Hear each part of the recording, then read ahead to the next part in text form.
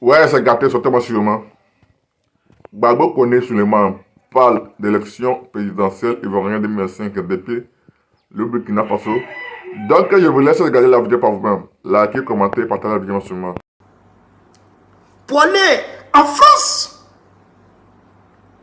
pour aller chez camarade d'Afrique, lui donner les instructions. Comment faire pour que cette histoire de Solenzo soit transformée en un crime de génocide et qu'on porte ça devant l'Union africaine, comme l'AES ne fait plus partie de la CEDEAO, donc ils n'ont plus ramené les oiseaux de la CEDEAO cette fois-ci.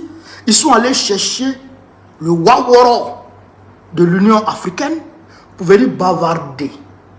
Et donc, de l'Union africaine, ils vont envoyer ça aux Nations Unies pour aller bavarder. Et éventuellement, à faire passer leurs allégations mensongères aux Nations Unies, alors peut-être qu'il y aura une force de protection des peuples, ou bien peut-être qu'il y aura, je ne sais quoi d'autre. Ils vont prendre des dispositions pour envoyer des forces, en tout cas étrangères, au Burkina Faso, pour venir alimenter plus le terrorisme, pour venir renforcer le terrorisme.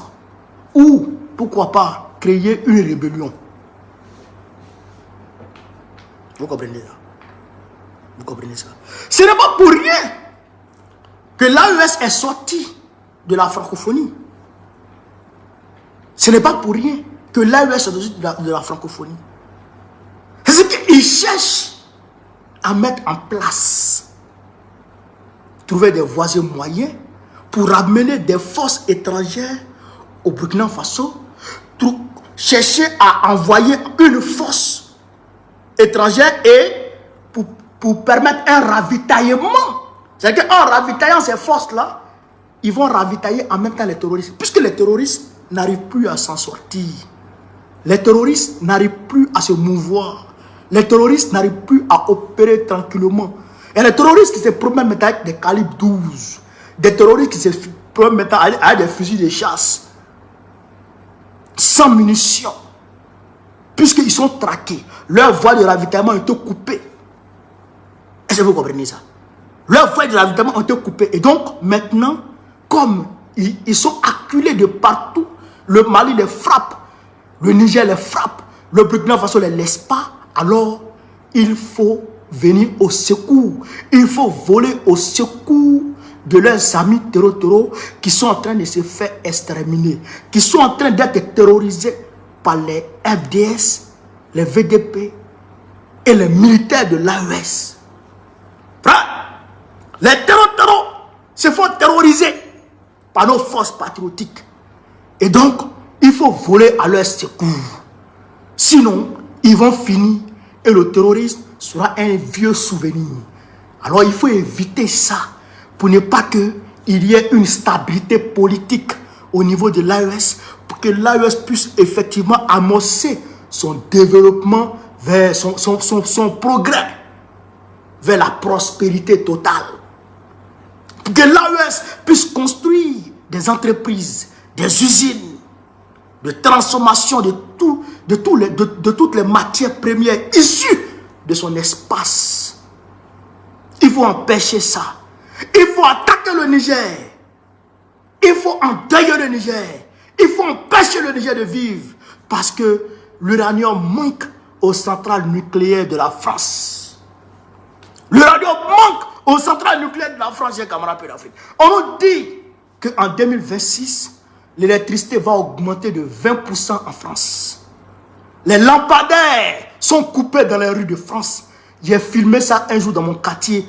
En pleine pluie, les lampadaires étaient coupés. Et ça, c'est partout en France aujourd'hui. À Paris même. On rentre dans une forme de délestage à Paris parce que ça ne va plus. Et donc, pour éviter ça, il faut très rapidement créer le chaos. Il faut renforcer les agents du chaos dans l'AES. C'est ça la réalité. Et c'est ça.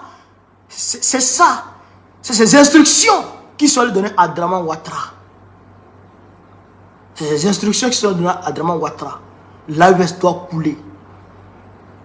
Mais, je dis à ce Sénégalais, je dis au gouvernement mondial qu'aujourd'hui, nous, le peuple africain, on est prêt à défendre nos terres. On est prêt à défendre nos terres. Je vous ai dit qu'au nom de Dieu, cher camarade d'Afrique, s'il faut que Boko prenne Kalash, je vais prendre Kalash ici pour allumer l'impérialisme. Au nom de Dieu. Mais, cher camarade d'Afrique, Che Guevara dont on parle de lui là, Che Guevara dont on parle de lui là, mais c'est à Cuba qu'il a véritablement amorcé sa révolution avec Fidel Castro. Mais il n'était pas cubain, hein. Il était argentin. Il était argentin. Mais il a combattu dans l'armée de Castro qui a renversé Batista, si je ne m'abuse, le dictateur aux ordres des États-Unis d'alors. Oui, et il a été nommé ministre de l'Agriculture. Puis il a été détaché comme chargé, chers camarades d'Afrique, de la propagation de la révolution à travers le monde entier.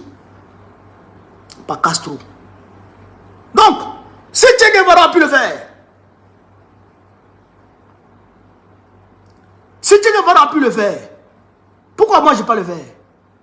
Si c'est pour prendre les armes au Burkina Faso, on va prendre les armes. Si c'est pour prendre Nama, dans l'AES, on va prendre Nama. Et puis on va courir ça. C'est pas hier.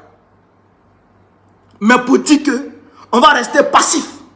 Parce que les malhonnêtes, les malheureux, les maudits veulent détruire nos pays pour voler nos richesses. Jamais de la vie on ne va accepter ça. Jamais de la vie on ne va accepter ça. Mais Laurent Gbagbo l'a dit. Laurent Gbagbo l'a dit. Il dit, hier, ils n'ont pas aidé Lumumba. Ils n'ont pas aidé Lumumba. Et comme ils n'ont pas aidé Lumumba, ce qui est arrivé à Lumumba est arrivé à eux tous. Nous sommes en révolution. Si on n'aide pas l'AES, ce qui va arriver à l'AES va arriver à nous tous. Yeah! On n'a pas aidé Laurent Gbagbo.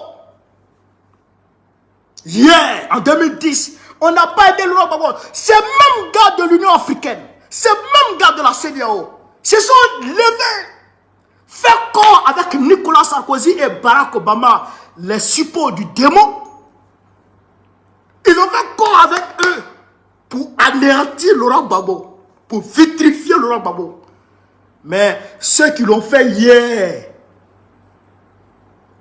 ceux qui ont fait ça hier, aujourd'hui, regardez leur pays. Regardez leur pays. La Libye de Mouammar Kadhafi. Mouammar Kadhafi qui a dit qu'il va aller balayer le palais présidentiel de Gbagbo. Ils ont commencé par lui d'abord.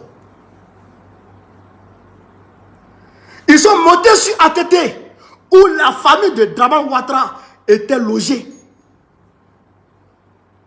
Après le Mali, ils sont montés sur le Burkina Faso, où Blaise Compaoré a formé la rébellion. Voilà qui sont au Niger maintenant. Madou Youssoufou, qui était ami à Gbagbo Laurent, pendant leur moment de combat pour la démocratie, il a trahi. Pour dire que l'impérialisme n'a pas d'amis. Et nous, Africains, nous devrons nous battre. Nous devons nous mettre ensemble. Nous devons nous serrer les coudes. Parce que ils nous tapent avec le même bâton. Nous tous là, ils nous tapent avec le même bâton. Je le dis, tout Africain qui va penser que l'homme blanc, le suprémaciste blanc, le considère comme son égal, il se fout le doigt dans l'œil. Tu mens et tu n'es pas son égal. Macron, que tu vois là, Macron va te dire que toi tu es son égal. Et toi tu vas croire ça. Mais tu mens. Il ne te considère pas comme son égal. Il ne te considère pas comme son égal.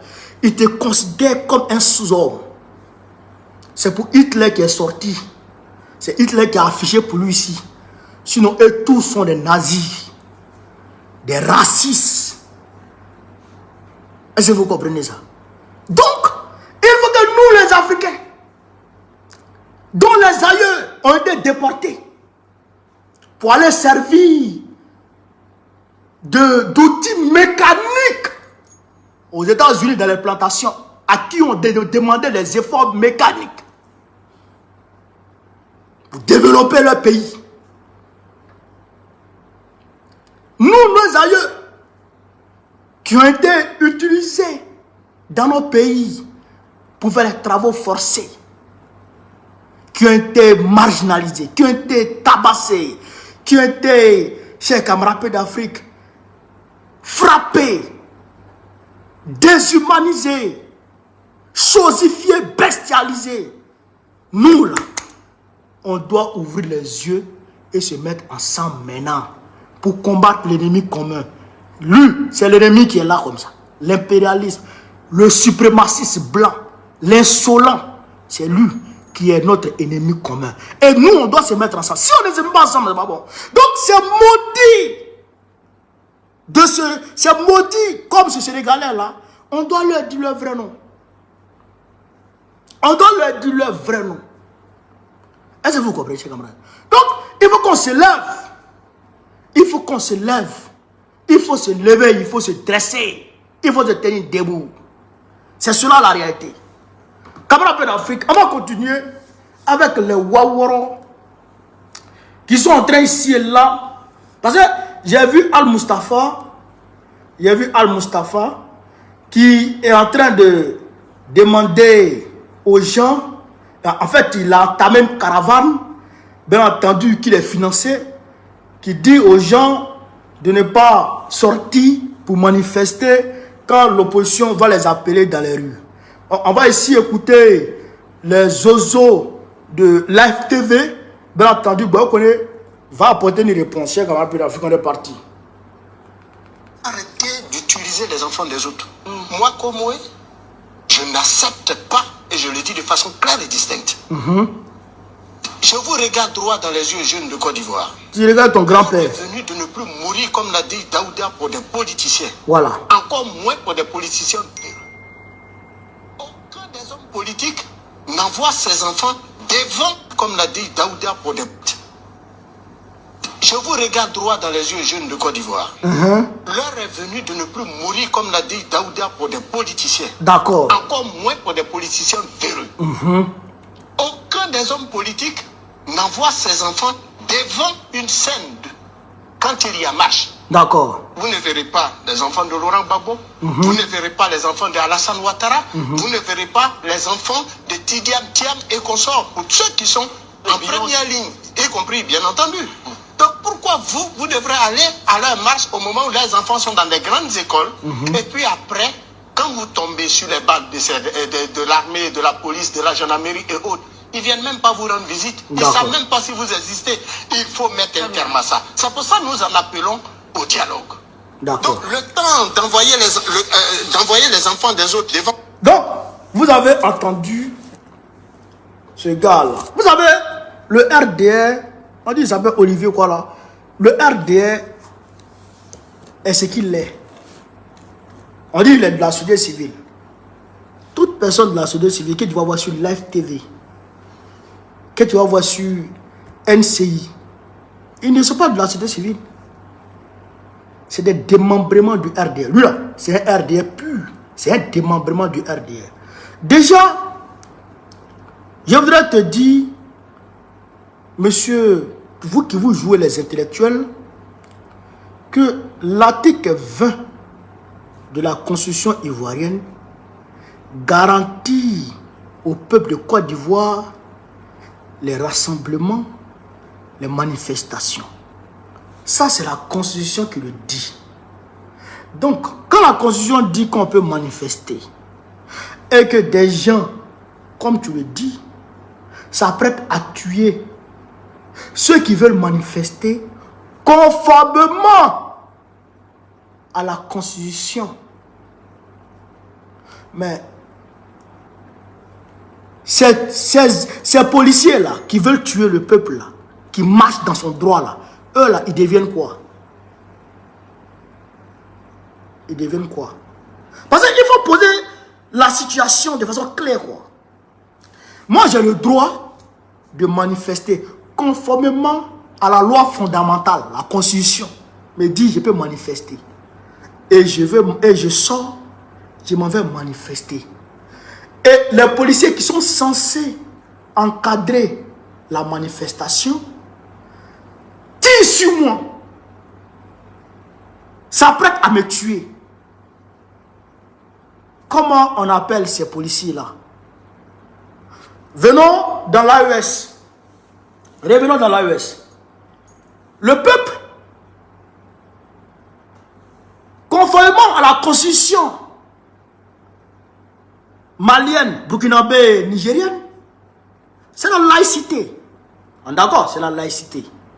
Donc, les gens vont à l'église conformément à la constitution. Et des gens armés sortent pour venir les tuer parce qu'ils sont allés à l'église. Comment on les appelle? On les appelle les terroristes. Ok. Si en Côte d'Ivoire, quelqu'un veut manifester conformément à la Constitution et quelqu'un en arme sort là-bas pour lui tirer dessus, comment on l'appelle? C'est un terroriste. Est-ce que vous comprenez ça? Donc, ceux-là sont en train de cautionner le terrorisme dans notre pays vis-à-vis ces pseudo-intellectuels, ces intellectuels de pacotille, ces intellectuels à 2 balles. C'est pourquoi souvent les gars me disent, bon, il faut aller à l'école encore, il faut continuer les études. Il dit, je ne continue pas. Je ne continue rien. Ahmed Sékou Touré, il avait le niveau CP. Moi, j'ai le niveau Bac plus 2. Qui dit mieux? Avec le niveau CP, Ahmed Sékou Touré, il est rentré dans l'histoire. Par la grande porte de l'histoire. Alassane Ouattara, il est économiste. On dit la piège dit. Le voici. Il est qui? Il a quoi? Est-ce que vous comprenez ça? Ces gens-là, ces intellectuels de pacotille là, ça veut dire qu'il ne faut pas les écouter, quoi. Il ne faut pas les écouter, quoi. Ça veut dire que c'est des gens qui sont avides d'argent. Leur cupidité est inestimable. Des vendus, des gens qui suivent leur ventre. Gueule ouverte, narine ouverte, en train de courir derrière l'argent avec leur vilain ventre. Bande de délinquants, bande de voyous. Voilà des waworo, des kodjourou qui cautionnent le terrorisme dans notre pays. Le terrorisme d'État dans notre pays. Est-ce que vous comprenez ça, chers camarades d'Afrique? Est-ce que vous comprenez ça? Mais on va aller plus loin. Comme ils disent que les politiciens ne sortent pas dans les rues pour aller avec leur famille dans les rues, je vais vous rappeler qu'en 2011, Michel Gbagbo a été retrouvé avec le président Laurent Gbagbo le jour où on a arrêté le président Gbagbo. Donc, Michel Gbagbo, fils de Laurent Gbagbo, était sur le terrain. Pendant que toi Fafron, Dendjougou, Kodjougou, Kaya, Tili, toi qui étais quelque part là-bas, Michel Gbagbo était avec son papa dans la rue. Et d'ailleurs, Michel Gbagbo est un cadre. Il est président exécutif. Il est vice-président exécutif de notre parti. Michel Gbagbo, il est vice-président du parti de Laurent Gbagbo. Et donc, s'il y a manifestation, naturellement, il est dehors. Michel Gbagbo, fils de Laurent Gbagbo, naturellement, il est dehors. Et en 2020, Michel Gbagbo, il était au stade. Michel Gbagbo était dans les rues. C'est ça qui est la vérité. Mais on va voir ici, si Laurent Gbagbo appelait les gens dans les rues, et puis lui-même se cachait dans la maison. On va voir ça ici, on va aller interroger l'histoire. On va voir ça ici. On n'est pas chez comment en Afrique. La marche du 18 février. Nous nous sommes retrouvés à cette marche le matin. Et j'ai découvert un Laurent tendu. Il était méconnaissable. Il était méconnaissable parce que il avait appris que cette marche-là allait être un moment d'épreuve et que Nguetapa avait été prévu. Voilà. Et déjà, Laurent Gbagbo avait été informé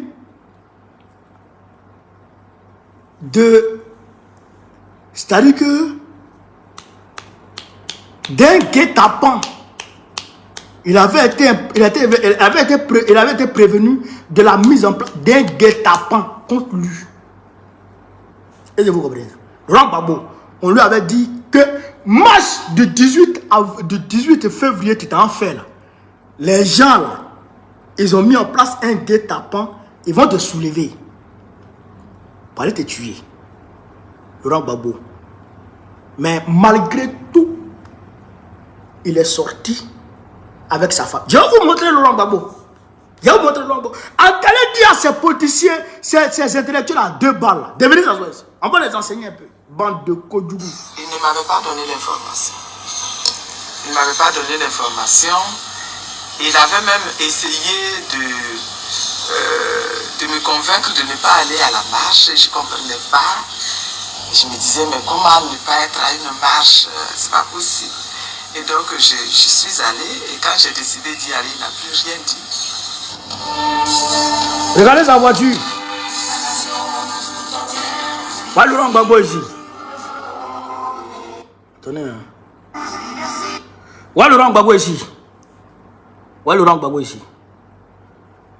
Voilà Laurent Gbagbo ici. En première ligne. Voilà en première ligne de la marche. Le voici. Voici Boa Moriféré. Voici ses camarades. Voilà Laurent Gbagbo ici. Alors qu'on lui avait dit que le guet-apens était là. Mais qui avait posé ce guet-apens? Qui avait prévu ce guet-apens? Eh bien, c'est celui qui a prévu le guet-apens contre Gbagbo Koné. La semaine, le mois dernier. Je dirais c'est moi-même.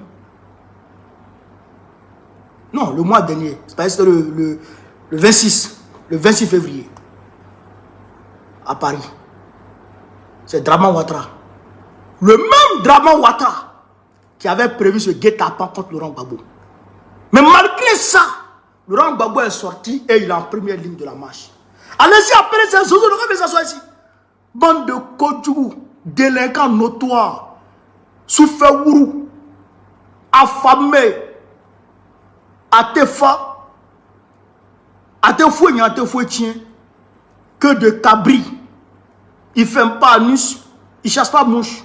Dendjougou. On va continuer, chers camarades. Les forces qui redoutent l'ouverture démocratique s'organisent. Et le mardi 18 février 1992, une répression sauvage s'abat sur les démocrates ivoiriens. En mai 1991, à la cité universitaire de Yopougon, une descente policière commandée par la FIEPAC avait estimé que les étudiants en faisaient trop et donc voulaient leur en faire voir. Ils ont cassé de l'étudiant, ça avait traumatisé tout le monde. C'est ça, je fais. Nous sommes descendus dans les rues, nous avons manifesté, nous avons obtenu du président Oufouette à l'époque la mise sur pied effectivement d'une commission d'enquête. Elle était dirigée par le magistrat Kanyoueki, composé par le pouvoir, par Oufouette lui-même. Et les conclusions étaient accablantes. La responsabilité de l'armée, du général Gueye, à l'époque c'était lui qui dirigeait l'armée, c'était lui le chef d'état-major, avait été nettement, clairement identifiée. La commission a remis les conclusions de ses travaux au président de la République. Ce dernier a estimé qu'il ne pouvait pas retourner son propre couteau contre lui-même. En février 1992, nous sommes à nouveau descendus dans la rue pour demander que les militaires soient sanctionnés. Parmi les marcheurs, il y avait les étudiants de la FISI. Parce qu'au même moment, devaient avoir au palais de la justice le procès de leur secrétaire général à Hippo. On n'était même pas à côté du palais de justice, même pas dans ce convoi-là, dans cet alignement-là. On a déjà vu les voitures brûler très loin. Et qu'on avait déjà préparé des voitures à être brûlées avant qu'on arrive. Notre marche a été violemment dispersée et ils ont tiré même à balles réelles. Hein. J'ai pris ma jeep Écoutez, hein, pour sillonner dans le plateau. Et j'ai remarqué que le véhicule du secrétaire général du FI était stationné vers la rame. Quand j'ai entendu les militaires hurler, tuez-les! Tuez-les! La seule pensée que j'ai dit, ah, c'est donc comme ça que sont morts Lumumba et Ben Barka.